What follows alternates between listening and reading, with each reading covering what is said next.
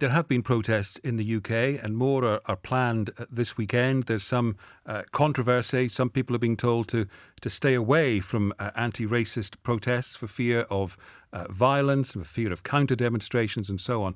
I want to ask you specifically, though, about the pulling down of statues.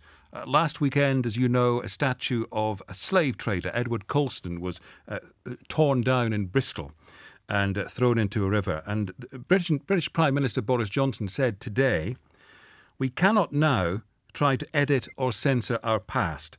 We cannot pretend to have a different history.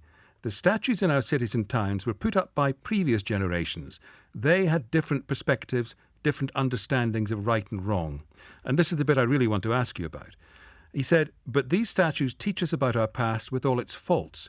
To tear them down would be to lie about our history and impoverish the education of generations to come."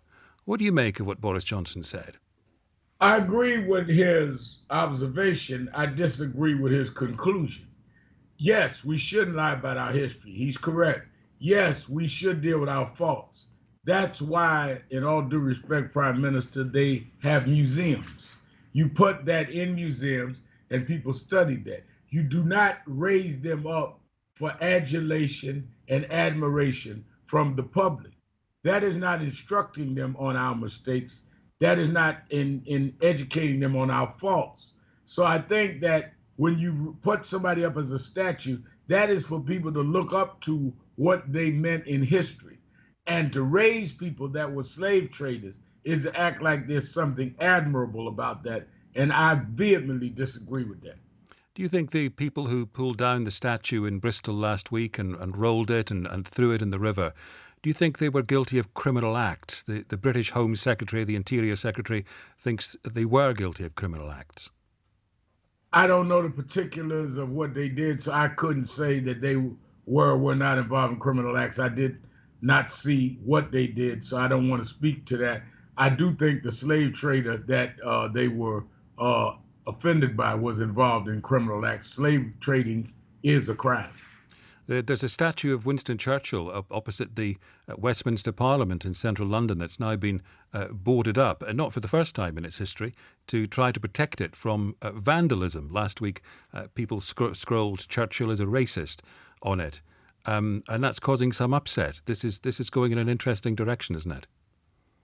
Yeah, it is, and I think that Churchill's position on India, Churchill's some of his statements are very troubling. Yes, I understand he was a head of state, which is much different than the slave trader that we talked about a few minutes ago. So I understand why he may be in certain chambers because he was the head of state, but I don't think that excuses the fact that people have the right to protest some of his more colonial leanings and statements. Do you think he was a racist? I think he said and did some racist things, whether he sat up in his chambers and said the N-word or other things, I do not know. I know his policies and his advocacy of imperialism was certainly bigoted and certainly was against people of color.